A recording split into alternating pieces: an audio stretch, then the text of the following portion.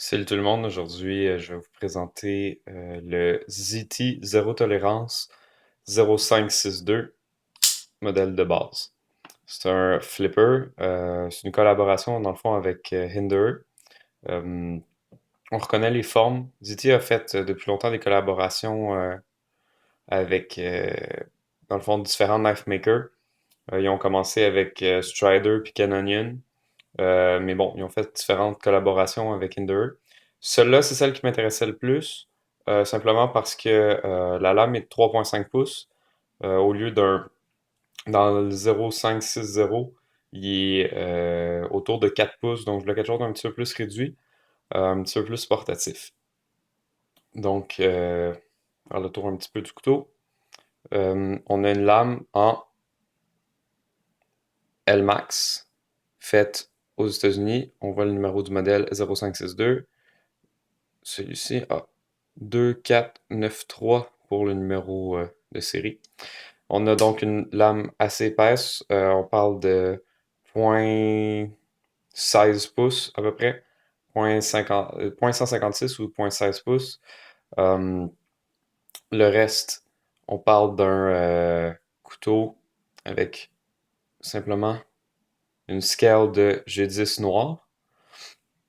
Construction de pilier. On va voir ouvert ce que ça fait. On va très bien à travers. Je trouve qu'ils ont mis quand même un petit peu trop de piliers. Il aurait pu vraiment se passer de celui du milieu. Mais bon, ça donne la rigidité structurelle au couteau. À part ça, les thumb studs, qui sont, dans le fond, pour le couteau, très accessibles, servent dans le fond euh, de bloc ici, dans le fond, pour bloquer la lame en position ouverte. C'est beaucoup plus solide, dans le fond, qu'une juste un stop pin. Ça, c'est la stop pin pour la position fermée.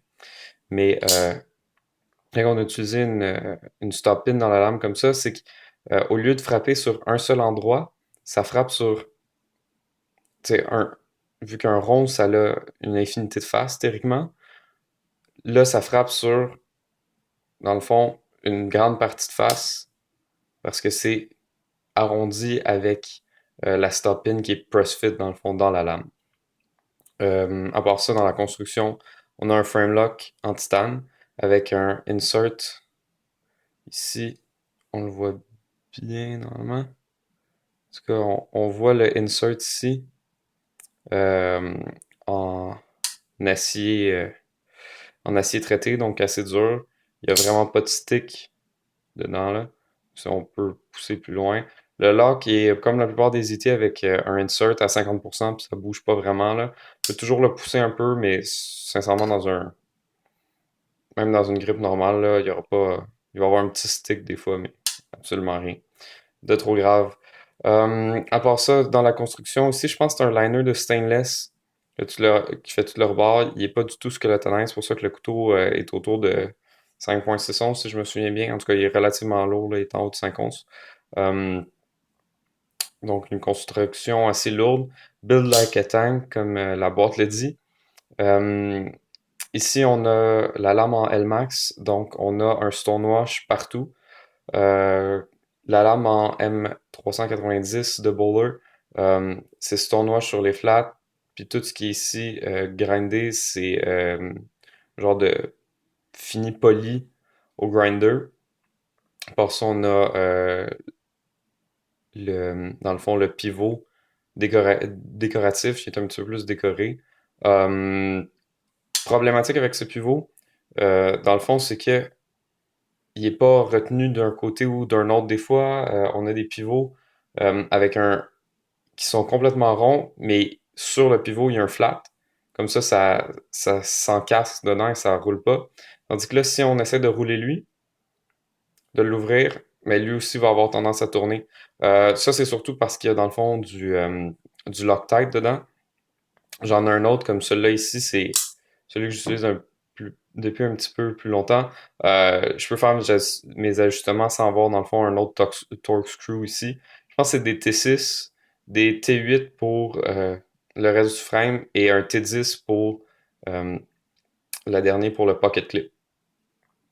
Dans le fond, à part ça, c'est pas mal ça pour la construction. La pocket clip, Et par-dessus, c'est sur un dernier pilier à la fin.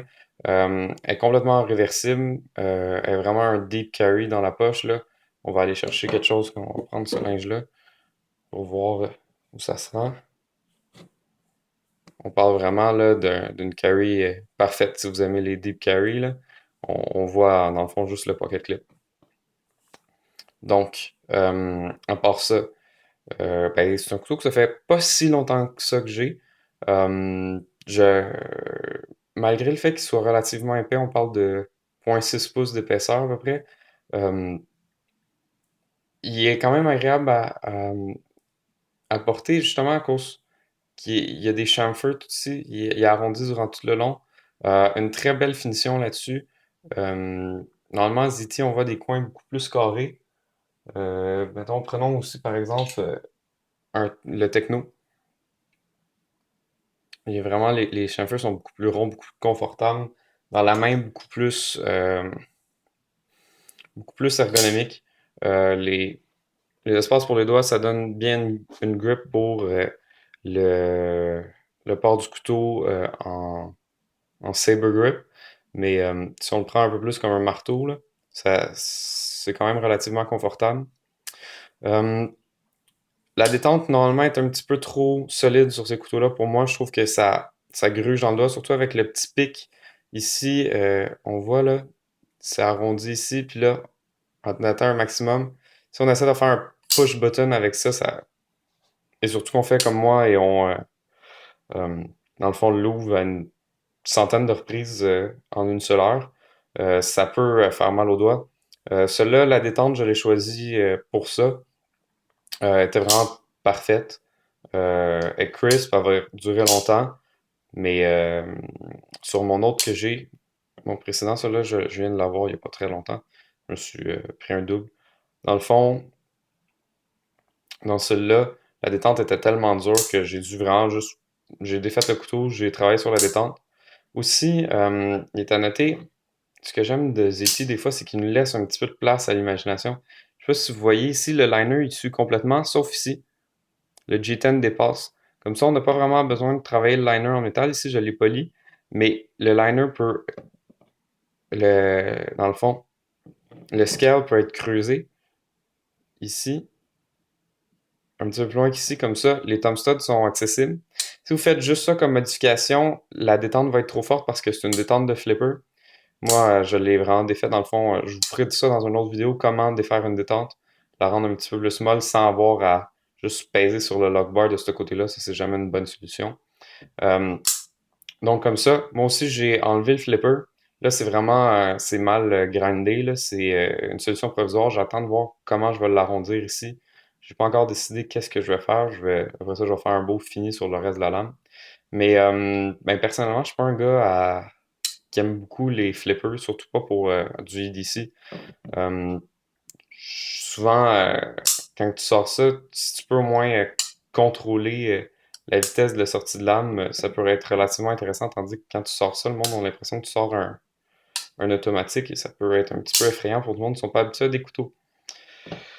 Donc ça, à part ça, du bow jumping ici, je trouve que c'est une belle touche. Ici, c'est sûr que c'est plus simple avec le liner puis pas dans le G10, mais ici, on voit vraiment qu'il y a du beau travail, belle exécution. On parle aussi dans le fond, de petites formes. Ici, c'est sûr que ça laisse, c'est un petit peu plus décoratif, mais ça laisse des points de faiblesse ici, au lieu de répartir la faiblesse tout en longueur.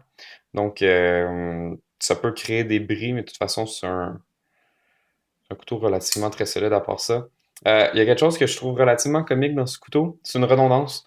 Dans le fond, ça, on a un lock stabilizer qui prévient, dans le fond, le couteau d'aller plus vers le derrière, comme le lock bar d'aller plus vers derrière, mais aussi surtout de pas avoir d'overextension comme ça ici. Ça tape. Mais dans le fond, on voit ici que l'insertion de métal ici dépasse, on le voit un petit peu là, l'insertion de métal dépasse dedans et elle sert déjà euh, de over travel stop. Fait que je comprends pas vraiment, à part pour garder le design de Ender, je comprends pas vraiment qu'est-ce que ça a à voir avec. C'est redondant. Mettons, si on regarde le 0620 ou le 0630, Ils ont cette insertion de métal ici. Ils ont vraiment pas besoin de stabilisateur comme Hinder. Mais bon, je me dis que c'est pour garder le look Hinder. À part ça, ben un joli petit couteau. Je l'aime assez pour m'être pris un doublon. Euh, Celui-là, je le garde vraiment new in box. Celui-là, c'est mon user. Je vais mettre en couverture, vous allez voir du vidéo. Euh, les expériences avec ce couteau, j'ai coupé un arbre à peu près de cette grosseur, juste pour voir. En fait, c'est que j'étais avec mon chien dans le bois, puis on prenait une marche. On avait une rivière à passer, donc je préférais avoir un bâton de marche pour pouvoir mieux tenter où j'allais. Euh, je m'en suis fait un avec un arbre là-bas. Et vraiment, j'ai vraiment pu chopper un arbre sans trop de problèmes. Euh, c'est sûr qu'avec le lock bar ici, on peut vraiment ajouter de la pression puis le faire aller plus loin. Là, après ça, ça devient un peu sticky, mais c'est vraiment rien de grave. C'est un des meilleurs couteaux que j'ai eu. C'est ma première impression de ZT, dans le fond. Et je l'ai vraiment, vraiment, vraiment adoré. C'est un couteau que je recommande pour le carry confortable. C'est sûr, il est un petit peu long pour certains, pour l'ADC, mais il se prend vraiment bien. Le grind de Slicer est vraiment supérieur d'après moi au Spanto. Il y a quasiment une aussi grande force sur la pointe, mais on parle vraiment là, de performance assez exceptionnelle. Ici, celui-là, il tient mon edge. Ça se voit un petit peu mal, mais un genre de semi-fini miroir, là. J'ai pas passé trop de temps là, c'est plus pour que ce soit un usable edge, mais c'est vraiment, je crois qu'il rase encore là. Donc c'est ce qui est suffisant pour moi. Après ça, c'est pas mal tout. Un super beau fit and finish. Je vous dis assez pour m'en acheter un deuxième. C'est pas un limited run, ça va toujours garder chez ZT. C'est vraiment un couteau que je vous conseille. Moi, je m'en sers comme IDC, vraiment. C'est sûr que moi, j'étais marchandiseur, donc je suis habitué d'utiliser beaucoup mes couteaux pour les tâches de tous les jours. Mais vraiment, pour la cuisine aussi, il est parfait. Il n'y a absolument rien qui va rouiller là-dedans, là. Je l'ai passé souvent à l'eau. J'avais aussi un dernier point à aborder. Dans le fond, je sais pas si on voit ici. Oui, on voit le bleu. Euh, Ce couteau roule sur des bearings dans le fond, qui sont un petit peu comme ben, c'est des KVT bearings qu'on appelle, là. C'est des petits bearings dans un spacer bleu au lieu que ce soit un spacer, dans le fond, normalement, un spacer est en bronze. Le genre de spacer en bronze, je vais vous donner un exemple pour ceux qui n'ont jamais vu ça, là. Normalement, on le voit toujours à travers le couteau. J'en ai pas mal un qui traîne ici. Le genre de spacer qui ressemble à ça. Mais là, c'est vraiment un bearing plus épais. Dans le fond, il y a des trous pas des trous, là, mais il y a des recess dans le titane et dans la lame de ce côté-là pour vraiment que le bearing frotte sur des surfaces dures et qu'il y ait de la place. Et c'est vraiment excellent. Au début, j'avais peur que ça jamme dans le sable, tout. Vraiment pas. J'ai fait des tâches assez salissantes avec. Tu le passes à l'eau, tu repars, c'est parfait. C'est aussi un super bon système parce que ça n'a pas vraiment besoin de gras pour être fluide. Tu peux le passer à l'eau, tu le sèches un peu pour être sûr que ça ne rouille pas, mais vraiment, il y a pas vraiment de risque de rouille avec ça, là, si c'est bien entretenu. Et tu le sèches un peu, puis tu fais même pas de petits squeaks ou n'importe quoi, ce que j'avais peur qu'il arrive. C'est vraiment un truc assez exceptionnel. Les tolérances sont tellement tight sur les bearings qu'il n'y a vraiment aucune infiltration possible. Donc, c'est ça, c'est mon review du GT 0562. Je l'ai vraiment adoré comme couteau. C'est vraiment, c'est vraiment très bien, je vous le conseille. Alors, ben, bonne journée, à la prochaine.